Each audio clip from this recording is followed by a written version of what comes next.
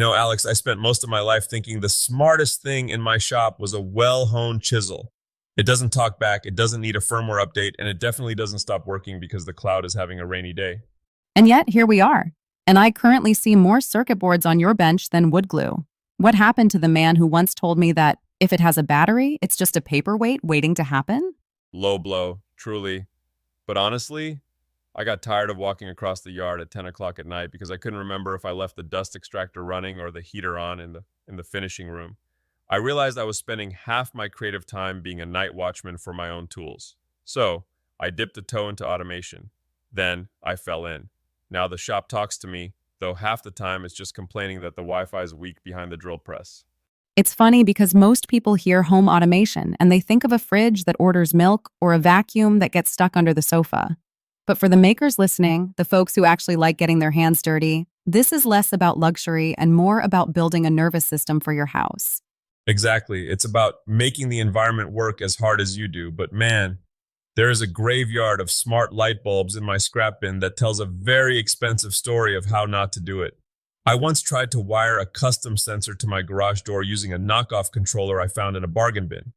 Let's just say it decided that 3 in the morning was the optimal time to perform ventilation cycles. My neighbor thought I was running a clandestine midnight shipping port. The clandestine port aesthetic is very in right now, Tiger, but that's the perfect place to start. Today, we're doing a deep dive into DIY smart home automation. We're moving past the out-of-the-box stuff and looking at how you actually plan, build, and, most importantly, don't break your house. Before you buy a single gadget, you have to pick your language. In the tech world, they call it an ecosystem. I call it deciding which boss you want to work for. You've got your HomeKits, your Google Homes, your Vivint. If you don't pick a lane early, you end up with a house that speaks 6 languages and none of them are talking to each other. It's like trying to bolt a metric nut onto a fractional bolt. It looks like it should work until you're 3 threads in and everything seizes up. That is a painful and very accurate metaphor. If you're a set it and forget it person, you might go with something like Apple HomeKit or even Vivint if you want the security side baked in. But for the tinkerers, the folks who want to move the walls and rewrite the rules, you're looking at things like Samsung Smart Things, or if you really want to lose your weekends to glory, Home Assistant. Let's talk about those languages, though, because the glossary alone can make a person want to go back to candles and carrier pigeons. Zigbee, Z-Wave, Matter. It sounds like a bad sci-fi novel. It does. But here's the skinny. Your Wi-Fi is already crowded. It's like a highway at rush hour with everyone trying to stream movies.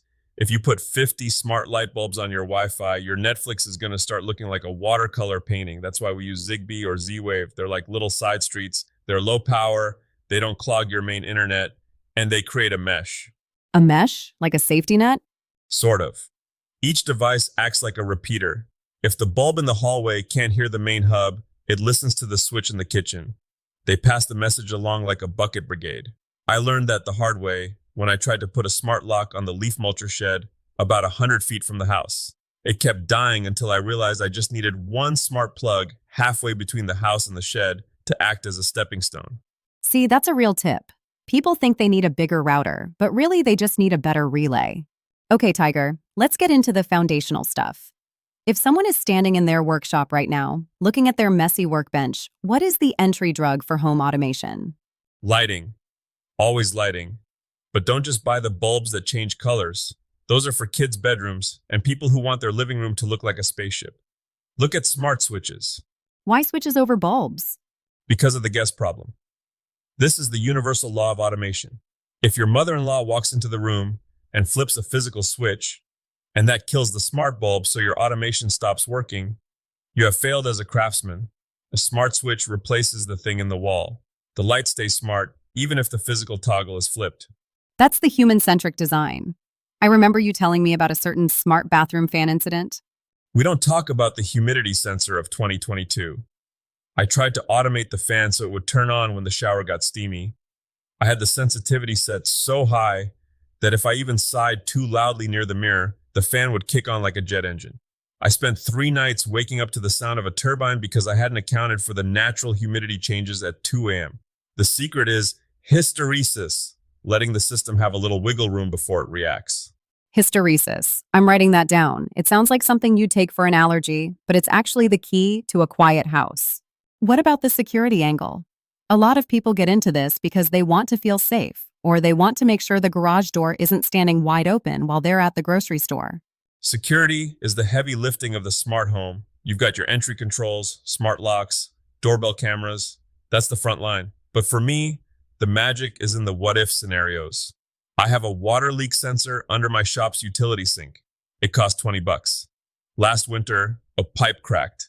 That $20 sensor sent a scream to my phone at 4 a.m., and I saved about $3,000 worth of walnut lumber from becoming a very expensive swamp. Alibi. That's the invisible automation. It's not about the flash, it's about the insurance. But let's keep it real. DIYing your security can be a rabbit hole. How do you know when you're out of your depth? When you start looking at the internal wiring of your furnace, it's time to take a breath. Look, start with the edge devices: plugs, bulbs, locks. If you want to integrate a full-scale alarm system that calls the fire department, sometimes it pays to look at a prosumer system like Vivint or SimpliSafe that plays nice with your DIY stuff. There is no shame in having a brain you didn't build yourself if it keeps the house from burning down. True. But there's also the room-by-room strategy mentioned in the guides. I think people try to automate the whole house in one weekend. They buy 20 sensors, 10 plugs, and 3 hubs, and then they spend Sunday night crying in the dark because their kitchen lights won't turn on unless the toaster is plugged in. I feel seen. I once spent a whole Saturday trying to make my coffee pot turn on when the bedroom blinds opened. By the time I got the logic right, it was 4 p.m., and I was too tired for caffeine. The room-by-room approach is the only way to stay sane. Start with the one thing that annoys you every day. For me, it was the outdoor lights. I could never remember to flip them off. Once I conquered that, I moved to the shop heater. Small wins, Alex. Small wins build a system. Big ambitions build a headache. Let's talk about the DIY part of DIY Smart Home. Not just buying things, but actually making things. You've been playing with some microcontrollers lately, haven't you? Oh, I've been getting into the weeds. ESP32 chips.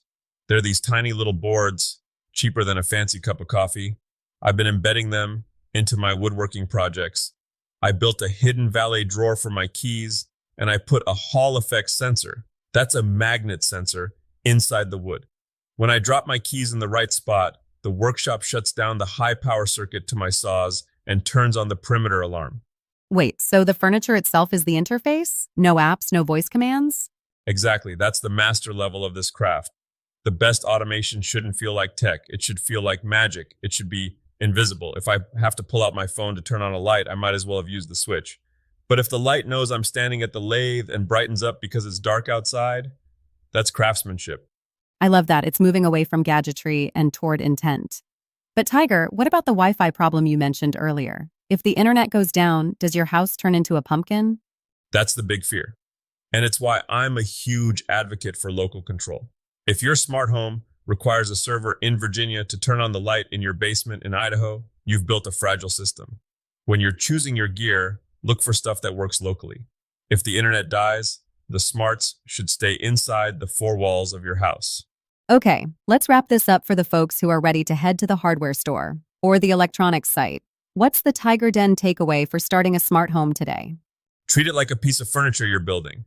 You wouldn't start by carving the intricate scrolls on the legs before you've built the frame. 1. Build the frame.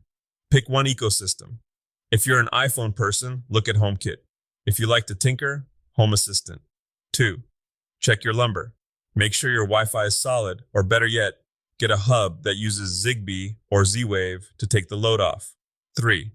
Measure twice, cut once.